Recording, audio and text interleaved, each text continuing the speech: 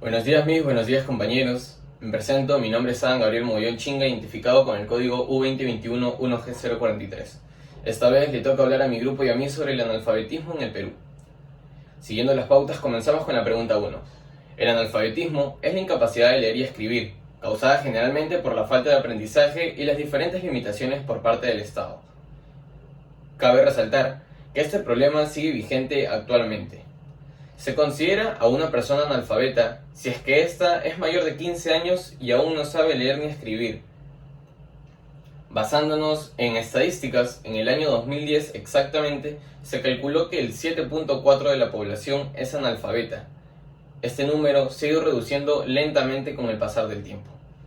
Siguiendo con el punto número 2, la tasa de analfabetismo en el Perú ha crecido exponencialmente a causa de la pandemia. El COVID-19 no solo impactó en el sector salud, sino también trajo consigo limitaciones para cierta cantidad de iletrados en el Perú. Según la UNESCO 2021, el 12,3% de la población peruana carece de aprendizajes básicos, de los cuales, teniendo como cantidad exacta al 74.1% a las mujeres. Si quisiéramos hablar en cantidades generales, estaríamos tratando con 211.000 millones de personas, aproximadamente. En segundo lugar, los problemas que vienen presentando la pandemia estremecen directamente con el estado emocional de los niños, afectando así su nivel de aprendizaje. Según Chávez Amaya, el aislamiento social que se realizó durante la pandemia hizo que el 33% de niños y adolescentes se vean afectados en su salud mental, ocasionando diferentes déficits de atención, lo cual perjudica su nivel de aprendizaje al momento de leer y escribir. Siguiendo con el punto número 3, entre las principales causas que originan el analfabetismo en el Perú se encuentra el mal manejo de la educación por parte del gobierno, es decir, las malas decisiones políticas hacen que el analfabetismo aumente drásticamente. Los últimos resultados que se obtuvieron sobre una encuesta de la educación fue en el año 2018, en el que Perú quedó en el puesto 64 de 77 países en una prueba llamada PISA. Además, según el Banco Interamericano de Desarrollo, Perú es uno de los países latinoamericanos que menos invierte en su educación, teniendo así un déficit presupuestario por parte del gobierno, en el cual se ve afectado directamente el nivel de educación de los niños y adolescentes al momento de desarrollar su aprendizaje. Una de las principales consecuencias en la limitación de la libertad del individuo, según lo visto en clase, decimos que el individuo pierde la libertad de opción al no poder tomar las decisiones que él quiera, debido a su incapacidad de leer y escribir. Además, los jóvenes analfabetos no llegan a desarrollar conocimientos básicos como sus derechos, debido a que son marginados y apartados por la misma sociedad. Por otro lado, podemos ver que el analfabetismo no solo retrasa el desarrollo individual, sino también el desarrollo social. Los analfabetos tienen escasez de diversas oportunidades. Incluso muchos de ellos no optan por seguir el sistema sanitario moderno, sino tienden a seguir otros métodos ambiguos que pueden generar desinformación médica o, en el peor de los casos, el empeoramiento del estado de salud mental del paciente. Y esto debido a que les genera desconfianza o ignoran por completo las reglas sanitarias, debido a que no pueden entender lo que se les está tratando de decir, ya que no tienen una estructura básica de lectura o escritura. Buenas tardes, profesora. Soy Rey Castillo y soy el encargado de responder la pregunta 2 y 3 del trabajo final. La pregunta 2 es: ¿por qué el tema elegido es un problema ético? El tema elegido en nuestro caso es el analfabetismo en los niños en el Perú. Y el analfabetismo es un problema ético, ya que los agentes, los involucrados directos y los afectados, los involucrados ponen a prueba su moral al momento de enfrentar esa problemática. Es decir, cuando los niños salen, interactúan, conversan, hablan con otras personas, ellos usualmente son discriminados, ofendidos, menospreciados incluso por la ciudadanía en general. En otras palabras, cuando ellos tienen su primer acercamiento a otras personas, las otras personas usualmente se sienten superiores a ellos simplemente por tener la capacidad de poder hablar y escribir. Y esto en sí es algo crítico, ya que demuestra la falta de ética. Ese es otro tema del que no hablaremos hoy. la siguiente pregunta es ¿por qué el tema elegido es un problema ciudadano? El tema elegido es un problema ciudadano ya que concierne a la ciudadanía en general, en consecuencia a la sociedad, ya que los niños en sí son parte fundamental de nuestra sociedad y son los que van a hacer que la siguiente generación, el futuro de la sociedad peruana. En otras palabras, cuando los niños crezcan, ellos van a ser los encargados de manejar la economía, de manejar la cultura, los entes gubernamentales, los entes públicos, los entes privados, todo ese tipo de cosas que son una parte fundamental. Pero, sin embargo, si estos niños no tienen una educación mínima básica, como está estipulada en la Carta Magna, e incluso también hay un código especial para estos niños, el código del niño y el adolescente, que es un código que no se respeta, ya que exige una educación mínima básica, sin importar la condición económica ni la condición física que este niño presente. Es decir, si el niño no tiene dinero, probablemente se le llevará a una escuela pública. Si el niño tiene deficiencias para poder caminar y en consecuencia lleva muletas, silla de ruedas y esos, se le va a favorecer para que pueda su rampa, para que pueda subir sus muletas, y se le va a apoyar para que pueda recibir una educación mínima. Pero en este caso no, los niños simplemente son olvidados por la ciudadanía en general, ya que al no ser tantos, en sí son un gran porcentaje en zonas rurales, ya que el 7% de los niños que son analfabetos en el Perú son de zonas rurales, mientras el otro 2.5% son de las zonas urbanas. No se le presta mucha atención. Y estos niños en el futuro probablemente van a ser también discriminados y no van a ser capaces de hacer respetar, defender, reivindicar sus derechos ante la ciudadanía en general, ante algunos entes públicos o algunos entes maliciosos que quieran aprovecharse de ellos, y probablemente lo consigan, ya que no van a ser capaces de defender estos. ¿Por qué? ¿Quiénes son los involucrados directos e indirectos? Los involucrados directos es el gobierno principalmente, en sus dos partes, el ejecutivo y el legislativo. El ejecutivo porque son los encargados de ejecutar las leyes que hay, de hacer respetar la Constitución del Perú, de hacer respetar el Código de Derechos del Niño, y como se ve en este caso no se respeta, ya que estos niños no tienen acceso a una educación mínima básica. ¿Y por qué?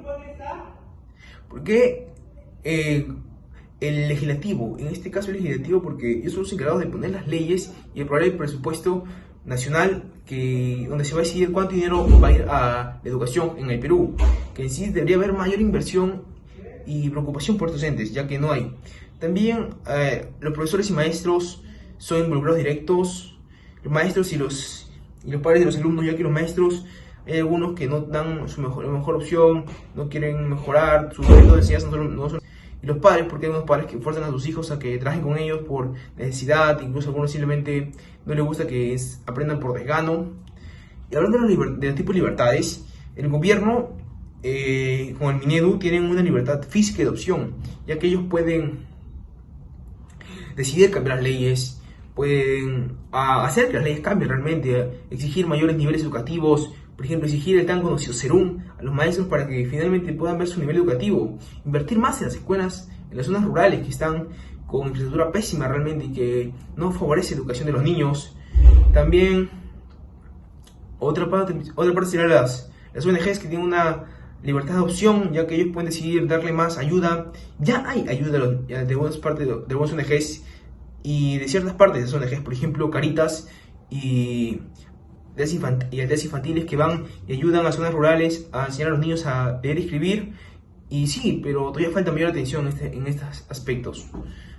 También los padres de familia que tienen libertad de opción, ya que pueden apoyar más a sus hijos a que enseñen, a llevarlos a ciertas organizaciones y apoyarlos en distintas formas y no obligarlos a que trabajen principalmente para que puedan dedicar a sus estudios. Sobre este tema, podemos rescatar tanto derechos como deberes. Entre ellos están, bueno, primero podemos empezar por los derechos. Eh, el derecho a una buena educación, sobre todo para las personas que sufren de pobreza o extrema pobreza y para personas que tienen dificultades físicas o mentales. En este caso, pues los inválidos o en nuestro tema, las personas analfabetas, que bueno, hay otro derecho que tiene que ver con esto, que se respete la identidad de las personas, sobre todo para las personas analfabetas.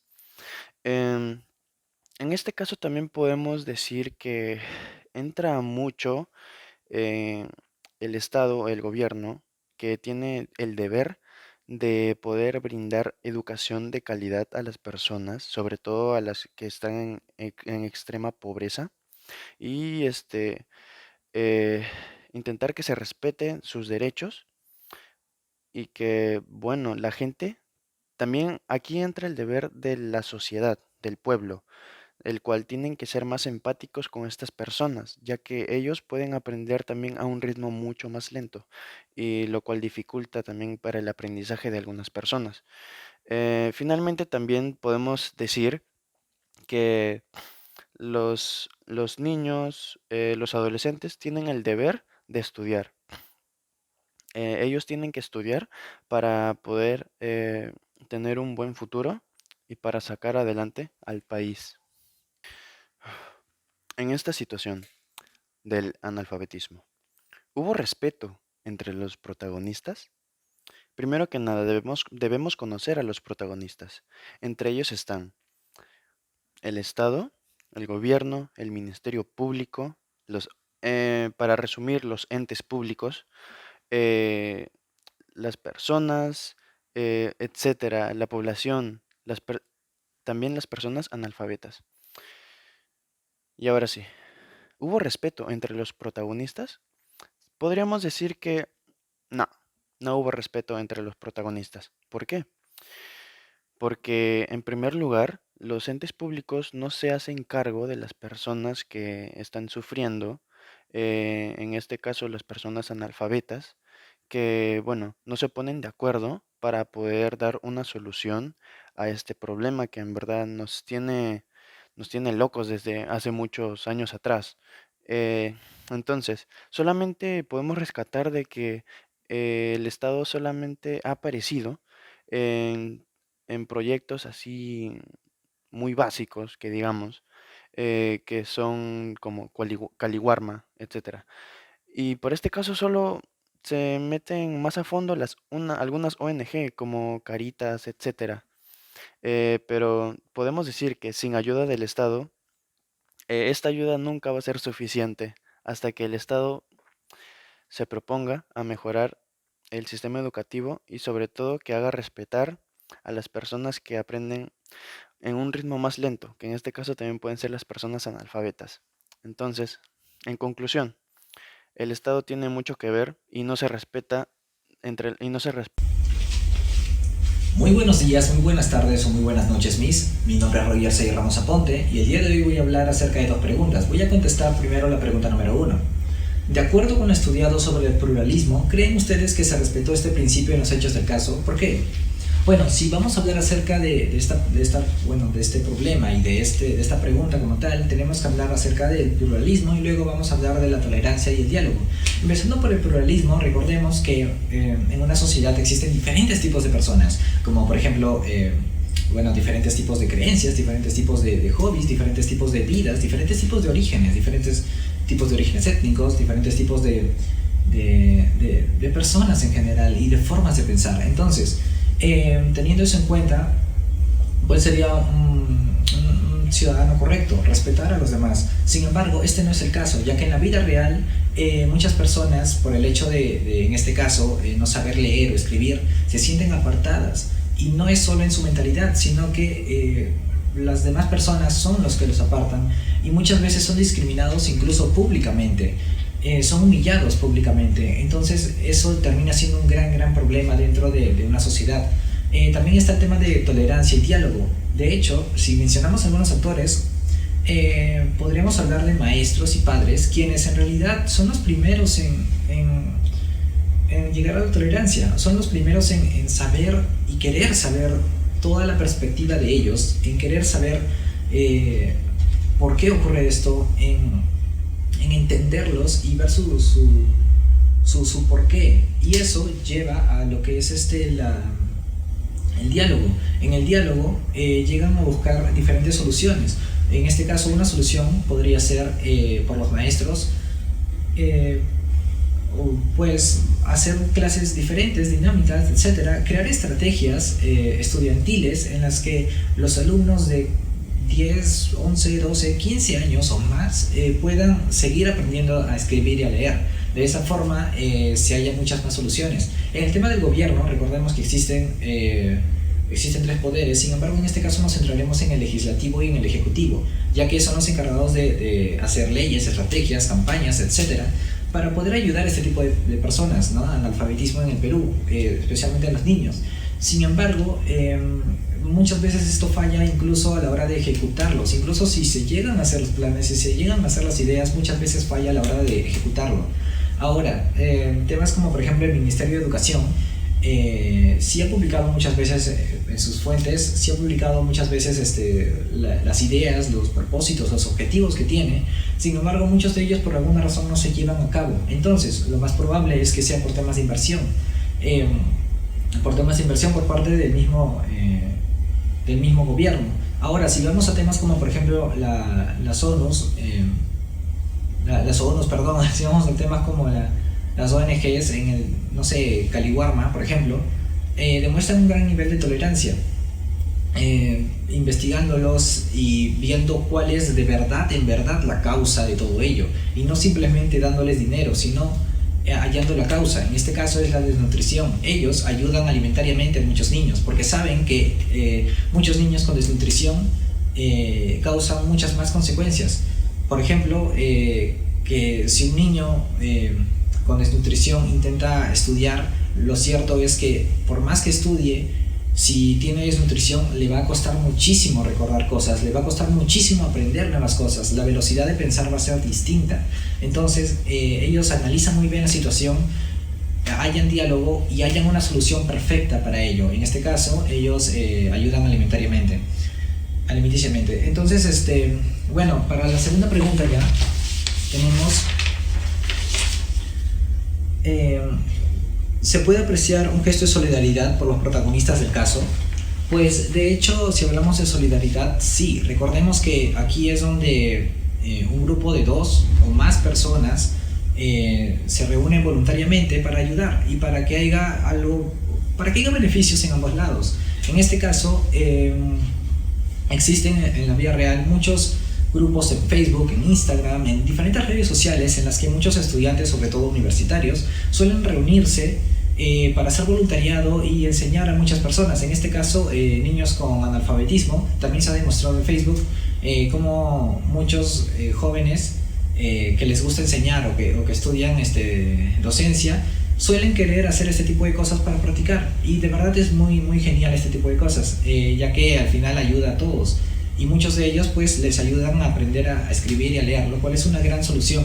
En el tema del gobierno, por ejemplo, el Ministerio de Salud, etcétera, por más que hagan, que organicen diferentes campañas, etcétera, no es exactamente solidaridad, ya que eso sería asistencialismo. Sin embargo, pues es una rama de esta, ¿no? Pero bueno, espero que le haya gustado y muchas gracias.